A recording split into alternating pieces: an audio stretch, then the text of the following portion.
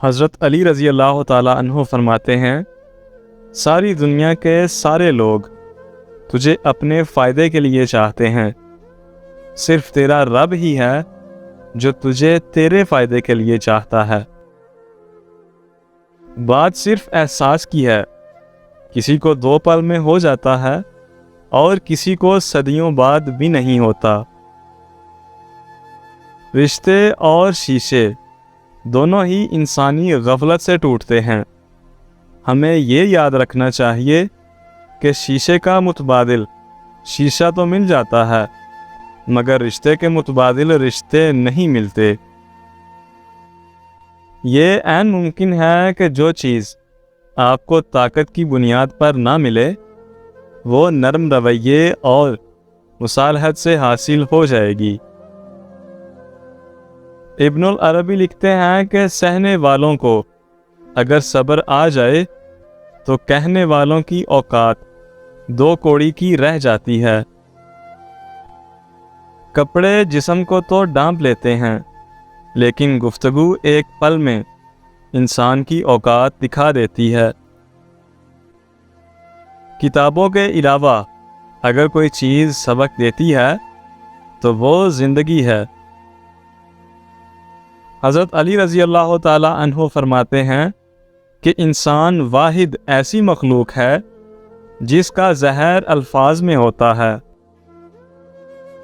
نیند میں تو تم اپنے آپ کو بھی بھول جاتے ہو، پھر وہ کون ہے جو تمہاری حفاظت کرتا ہے، تمہاری سانسیں چلاتا ہے، تمہیں زندہ رکھتا ہے؟ بے شک کہ وہ کائنات کا اکیلا رب اللہ تعالیٰ ہے۔ گرتے آنسو اور ٹوٹے دل کی قدر صرف میرا اللہ ہی جانتا ہے۔ طوفان آنا بھی ضروری ہے زندگی میں، پتہ چلے کہ کون ہاتھ پکڑ کر بھاگ رہا ہے اور کون ہاتھ چھوڑ کر۔ کسی کا برتن خالی ہو تو یہ مت سمجھنا کہ وہ مانگنے چلا آیا ہے، ہو سکتا ہے کہ وہ سب بانٹ کر آ رہا ہو۔ ہمیشہ چھوٹی چھوٹی غلطیوں سے بچنے کی کوشش کریں، کیونکہ انسان پہاڑوں سے نہیں پتھروں سے ٹھوکر کھاتا ہے۔ انسان موت سے بچنے کی کوشش کرتا ہے، جہنم سے بچنے کی نہیں، حالانکہ وہ جہنم سے بچ سکتا ہے، موت سے نہیں۔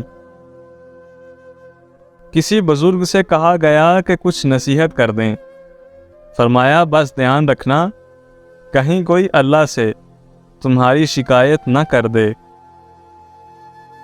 اگر تنقید ہی کرنی ہے تو نرم لہجے میں کریں، کیونکہ نرم لہجہ ضمیر جگاتا ہے، جبکہ سخت لہجہ انا کو جگا دیتا ہے۔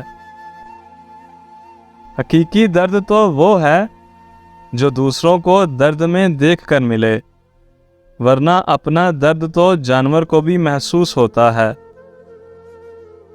جس طرح گھڑی کی سوئیاں آگے پیچھے کرنے سے وقت نہیں بدلتا، اسی طرح گردن اونچی یا نیچی کرنے سے انسان کی اوقات میں کوئی فرق نہیں آتا۔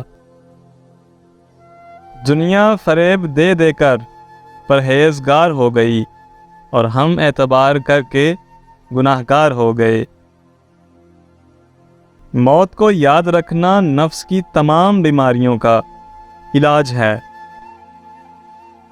جب رب راضی ہونے لگتا ہے تو بندے کو اپنے عیبوں کا پتہ چلنا شروع ہو جاتا ہے، اور یہی اس کی رحمت کی پہلی نشانی ہوتی ہے۔